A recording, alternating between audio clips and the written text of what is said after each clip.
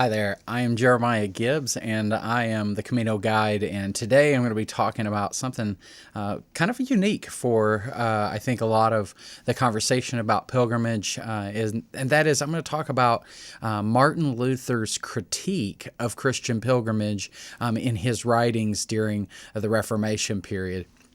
A lot of resurgence and interest, especially in Camino de Santiago in the last couple of decades, and so there's just been this resurgence of interest, and there was a reason that some of the interest in Christian pilgrimage died out over time, especially because of the rise of the Protestant Reformation in Europe.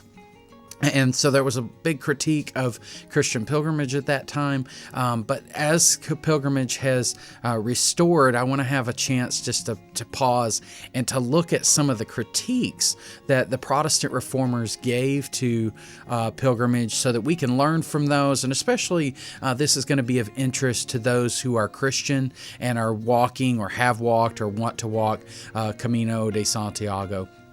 For those of you who are not Christian, this may still be of historical interest, but really the critiques are really in a Christian key, if you will. It's kind of in a Christian voice coming from Martin Luther, and his interests are primarily related to some concerns of the church in his time.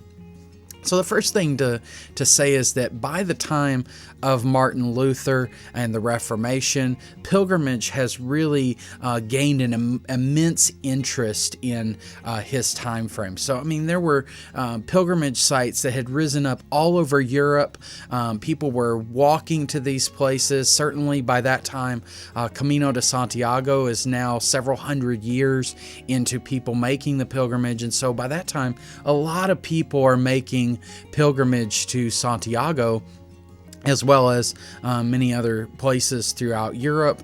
There were multiple reasons that people made pilgrimage. Certainly one of the reasons was it was not uncommon that a pilgrimage to Rome or to Santiago would be prescribed as penance for one's sins.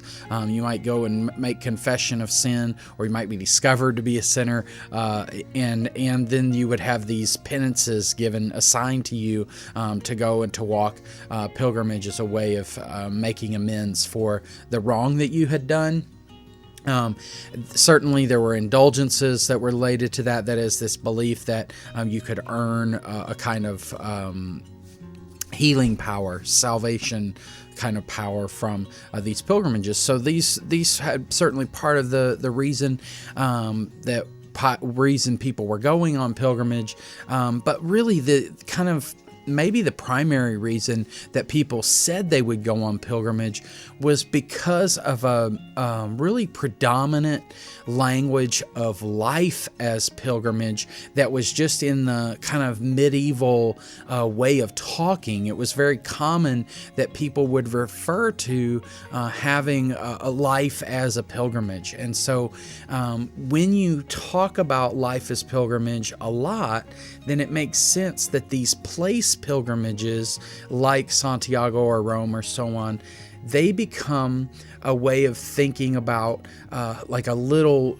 short snippet of that larger life pilgrimage, and it becomes an interest to take the place pilgrimage because it is a metaphor for the life pilgrimage that is kind of the primary metaphor of the way that people thought about their life. I'm going to give a whole video to talk about how that dynamic of life as pilgrimage played out in the medieval ages, but probably the best way to think about it in modern language is that often people today, modern folks, will talk about life as a journey, or they might talk about, in church talk, you might say, our church is on a journey together or something like that. So these kinds of languages of journey are very common for us now, and that language in the medieval period often would have been that life is a pilgrimage. And so this language of pilgrimage is predominant, and the place pilgrimages are sort of feeding off the energy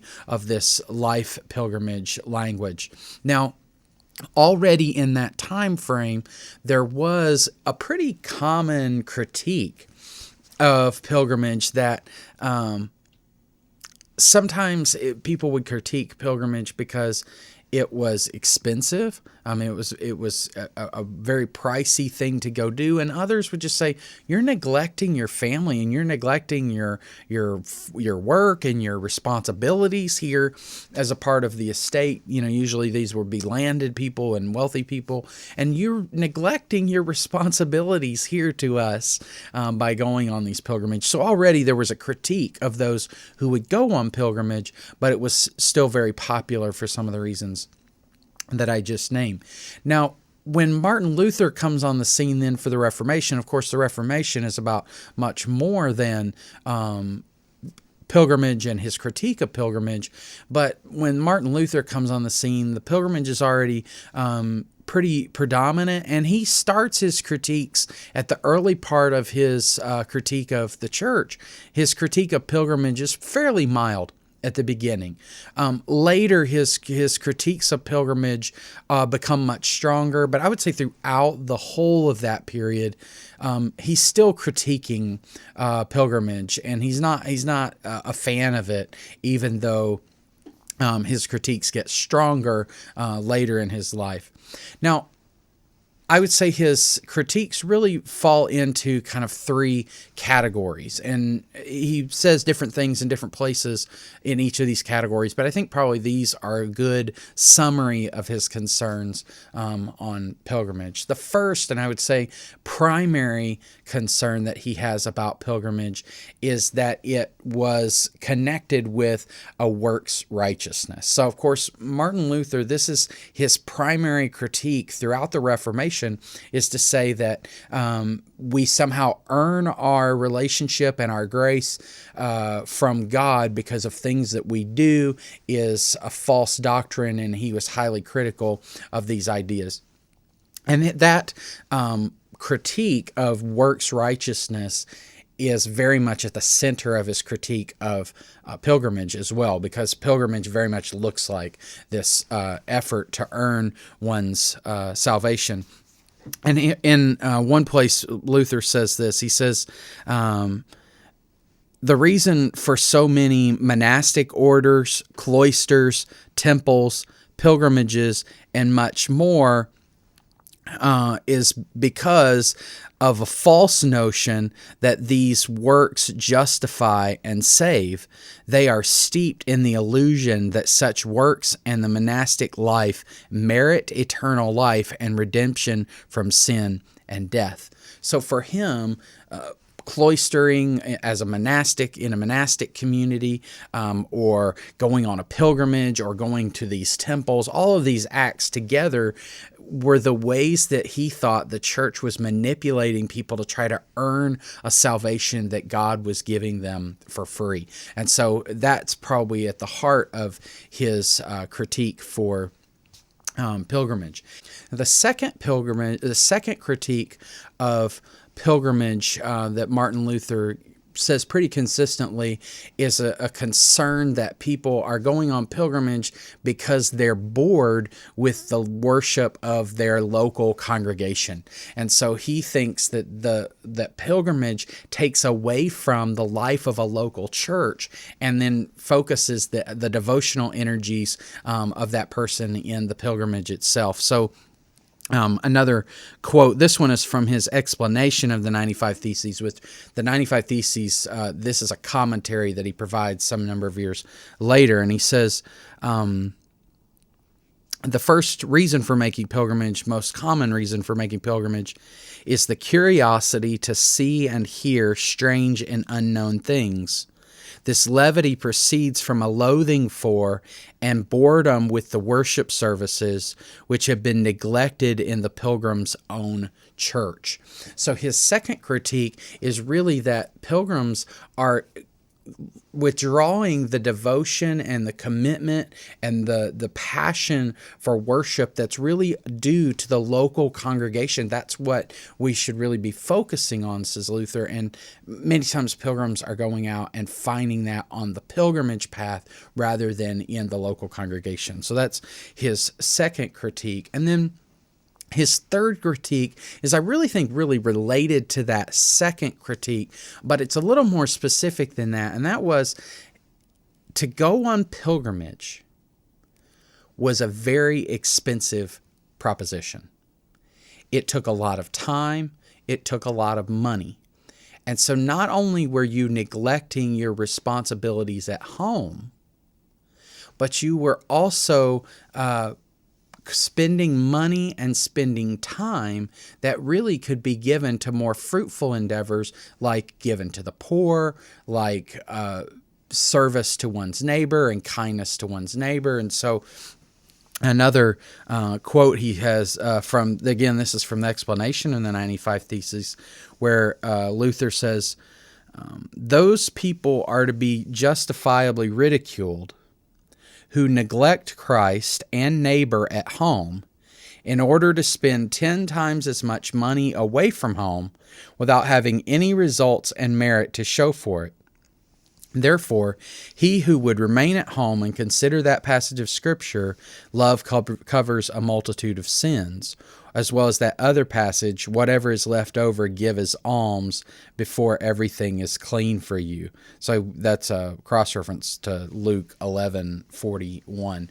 So the passages here, he's really saying, oftentimes we're spending all this money to go on pilgrimage when there's a need that's right there next to you, and you don't have to go on pilgrimage. There's no demand for you to go on pilgrimage. So why would you go to earn the grace that is already given to you in Jesus Christ? It's not necessary. And it's neglecting things that Christ did tell you to do, like obedience or like generosity with the neighbor and so on. So I think one of the questions that we should be asking ourselves as modern pilgrims is, what might it mean for us to take seriously Luther's critique and to learn from it in our modern practice of pilgrimage, especially if we imagine that this last 20 years or 30 years of Camino and really a larger resurgence for pilgrimage to Jerusalem and Rome and other places, if this is going to happen, how might we learn from some of Luther's critiques so that we don't make some of the same mistakes that were made in his time? Well, I think I really appreciate Luther's critique about this pilgrimage replacing the worship of the local church and devotion to a local community. And personally, I'm a pastor, so of course I'm deeply concerned that people would go seek out something else rather than the thing that's always available to them and will be there in the moments when life is darkest and hardest. So, when you are, for example, suffering from grief, and your pilgrim friends may not be there for you, 10 years from now when you lose a spouse or something like that. But it's the community that we invest in our local churches who are going to be there for us. It's also the place of great nourishment in our relationship with God that we make a regular practice of worship and prayer and devotion right where we are. If the only place that we're connecting with God, or the primary place that we're connecting with God, is out on the pilgrimage path, well, we can't always be on the pilgrimage path. And I know that as pilgrims, we would say, look, Camino de Santiago for me was only the beginning of my pilgrimage. And I'm actually when I reached Santiago, I really was only transitioning to the non-walking part of my Camino de Santiago, right? Like the way is something that I learned on the path, but the path doesn't, the way doesn't end at the end of the path, right? So I know that is a common way for us to talk, and I think that's a helpful way. We should think in those ways, but I think Luther would say, don't allow your devotion to the pilgrimage or your effort to the pilgrimage detract you from the more weighty and important matters of worship in the local congregation. So that's the first critique that I think is really helpful from Martin Luther. The second critique that I think is really helpful is I do find sometimes that Christians make the pilgrimage to Camino de Santiago and come back thinking that they've somehow earned something in their Christian walk, that they're somehow, by virtue of the pilgrimage, that they are somehow have earned God's favor, that they're closer to God than they were before. And it may in fact be true that they grew closer to God during the pilgrimage, but it wasn't because they earned anything, right? It's because of the time spent in pilgrimage, but it's not that we somehow are able to earn that pilgrimage. Now, with the Holy Year coming up, that's particularly, I think, an odd thing to say, because so many folks will make pilgrimage because of the indulgences. I say Holy Year coming up. We're actually in the middle of the Holy Year right now, but as I'm recording this, COVID is happening, so there's only a handful of pilgrimages happening right now with COVID shutdowns.